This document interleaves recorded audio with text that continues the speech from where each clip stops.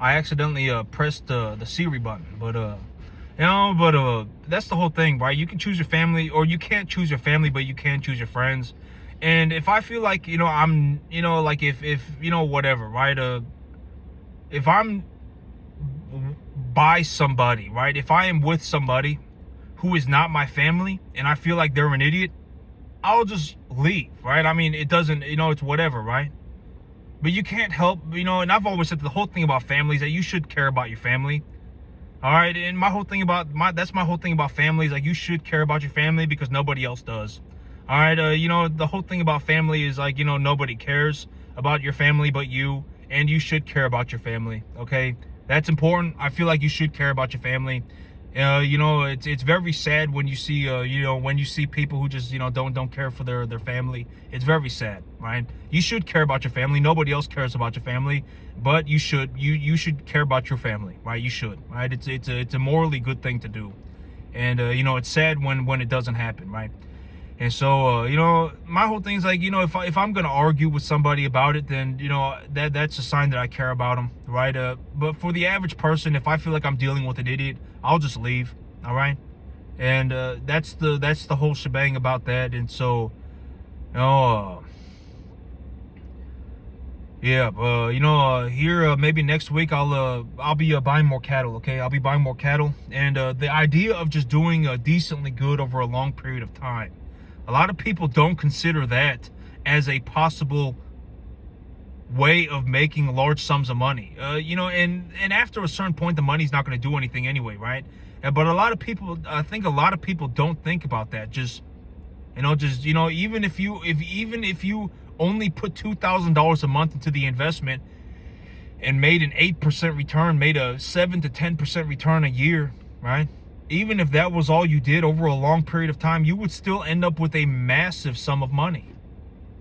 All right, you would still end up with a large sum of money. It may not be massive, but it'll be enough money. It'll be like a Mr. Earl type situation, right? Your home is paid for. You gotta whatever. Mr. Earl, I'm pretty sure he passed away, but I think when he passed away, he probably had a couple $1 million worth of stock. He probably did, right? And his home was paid for, and his home probably went up in value too. And so that's and Mr. Earl, Mr. Earl probably, Mr. Earl wasn't sitting there, wishing he had more money. All of his kids went to private school and everything, right? And so that's also a possible way of doing well financially. And I think a lot of people just don't think about that. Just going in the right direction for a long period of time. Right, I've said a lot of people just end up flat out kicking themselves in the dick their entire life. A lot of people do, and it's not funny, right? And when I talk about this stuff, I'm not saying it because it's amusing to me. It's not, right? It's not a joke, right? And a lot of people end up in this situation, right? And I've spoken about the cattle business. There's a very real possibility that you're on track to not get to the 10% mark if you live to be 5,000. A lot of people, when I go to the sale barn and I'm just driving. And you can't, when I'm driving, you can't help but just be looking, right? Because that's what you do when you drive, right? And so and I have not seen anybody to this day, even do 10%. All right, and that's not amusing to me, right? That's one of my big things about doing stuff like this. I legitimately do not know anybody doing 10%. All right. And so, and that's the whole, and just to put things in perspective, the cattleman in America is what they call a dying breed. The number of cattle ranches in America is going down. All right. And it's going down. I'm pretty sure that like a somewhere between 10 and 15% of all the cattle ranches, of all the cattlemen in America, have just effectively just vanished. They're gone over the last 10 years.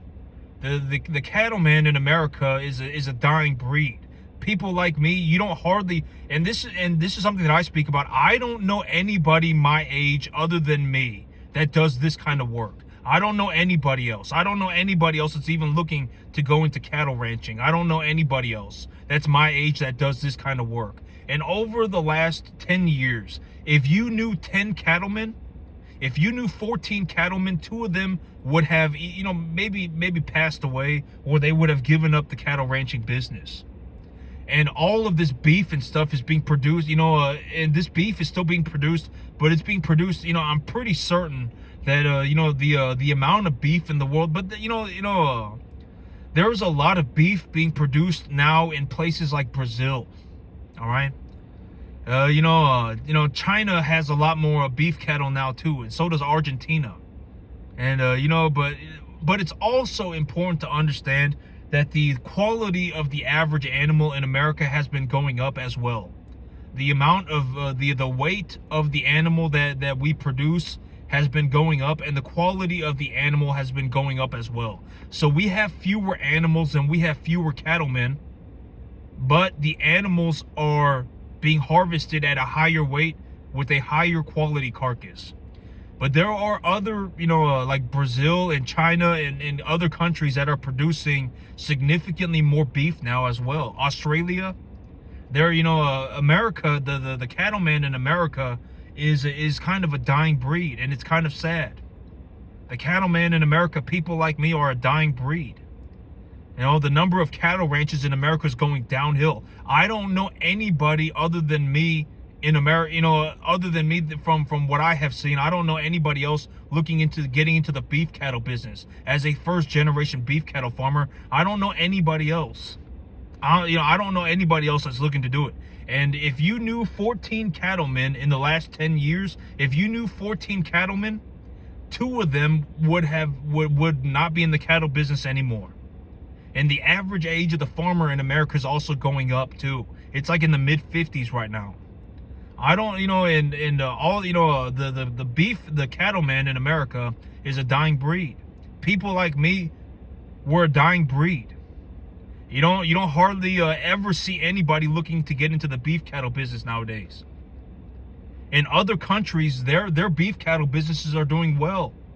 Their beef cattle are going up, right? They're getting more people involved in their beef cattle business, like Brazil, China, Australia, right? But America, our cattlemen are disappearing. Our cattlemen, people like me are very, very, very rare to find. And it's sad, right? It's sad. I mean, we should work on, strengthening our agriculture, right? Strong agriculture is the basis of a strong civilized, of a strong civilization. Agriculture, booms in agriculture cause booms in civilization. All right? Agriculture is the fundamental foundation, the foundation block, the foundational block for society. Without agriculture, you're not going to have a society, right? And so it's sad to see.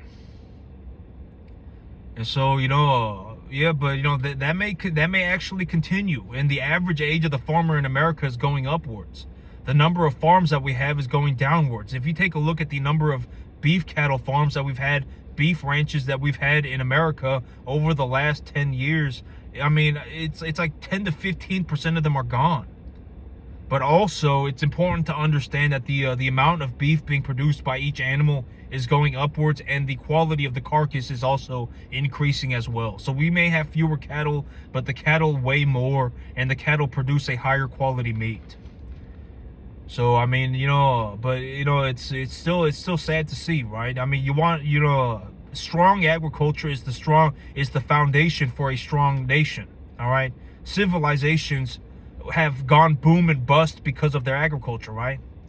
And so, I don't know anybody other than me at my age looking to start a first generation cattle farmer. I don't know anybody else my age doing it. And I do very well for myself, all right? I do very well for myself, all right? And I'm, it just is what it is. I do very well for myself. Even if I did moderately good for a long period of time, that would still end up with such a large sum of money, it doesn't matter. It doesn't matter. The amount of money is negligible. Even if I did just moderately decent for a long period of time, I would end up with such a large sum of money. What does it matter? The money's not going to do anything anyway.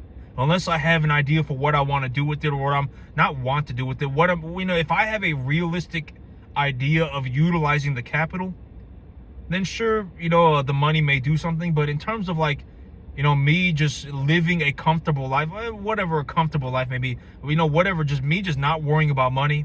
After a certain point, granted that I don't have any major problems, right? A lot of people end up losing money because they have major problems. They don't end up without money. A lot of people, even if you gave them $1,000, they would bankrupt, right? A lot of people end up in a situation where they don't have money because they have a lot of problems. And even if you put $2,000 a month into the S&P 500, if that was all you did for the rest of your life, you would still end up doing very well for yourself. All right, very well for yourself. I mean, we're realistically talking about, over the next maybe 12 years, you'd have made $1 million. Over the next 14 years, you may have made $1 million, something like that. Because if you put $2,000 a month into the S&P 500, and it compounds and it grows, and after a certain point, it'd be like now you're not putting in 2,000. Now it's like you're putting in 2,500 because your S&P 500 has produced you a return, right? And then it's 3,000, and then it's 3,500, and then it's 4,500, and then it's 6,000 or whatever it may be, right? That's the whole idea of compounding. But even but a lot of people don't think about the idea of just doing good over a long period of time. A lot of people, it's like it's like the way that the average person thinks is like either you have $10 million or you have nothing. But it's like you can also be in a situation where you have $2,000 a month.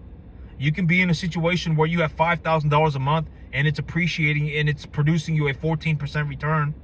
Right? You can also be in that situation. You don't need $10 million. You could be investing $2,000 a month, and in 7 years you could have $2,000 a month being produced by the investment itself, and then now it's like you're investing $4,000 a month. You could also do that. It doesn't have to be 0 or 10 million. All right, you could just do good for a long period of time, and that will also make you a large sum of money. A lot of people don't think about that.